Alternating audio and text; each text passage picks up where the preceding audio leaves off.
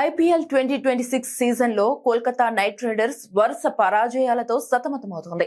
జట్టు ప్రదర్శన ఆందోళనకరంగా మారడమే కాకుండా ఆ జట్టు కెప్టెన్ అజింక్య రహానేకు ఒక చేదు జ్ఞాపకాన్ని మిగిల్చింది. చెన్నై సూపర్ కింగ్స్ చేతిలో ఓడిపోవడం ద్వారా రహానే తన సుదీర్ఘ ఐపీఎల్ కెరీర్ లో ఆటగాడిగా 100వ ఓటమిని చవిచూశాడు.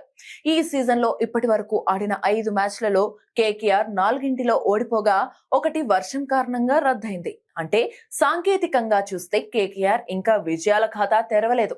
రహానే ఈ క్రమంలో రవిచంద్రన్ అశ్విన్ వంటి సీనియర్ల సరసన చేరినప్పటికీ ఐపీఎల్ చరిత్రలో అత్యధిక మ్యాచ్లు ఓడిన ఆటగాడిగా ఉన్న విరాట్ కోహ్లీ రికార్డుకు మాత్రం అతను ఇంకా చాలా దూరంలో ఉన్నాడు.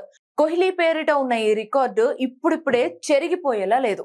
ఇక ఐపీఎల్ గణాంకాలను గమనిస్తే లీగ్ లో అత్యధిక కాలం కొనసాగిన స్టార్ ఆటగాళ్లందరూ ఈ అన్లక్కీ లిస్టులో ఉండటం గమనార్హం. 131 ఓటములతో విరాట్ కోహ్లీ అగ్రస్థానంలో ఉండగా రోహిత్ శర్మ 130 ఓటములతో రెండో స్థానంలో ఉన్నాడు. వీరి తర్వాత దినేష్ కార్తిక్ 125, ఎంఎస్ ధోని 120, రవీంద్ర జడేజా 113 వరుసగా నిలిచారు. అయితే శిఖర్ ధావన్, భువనేశ్వర్ కుమార్ కూడా 100కు పైగా ఓటములను చూసిన వారి జాబితాలో ఉన్నారు.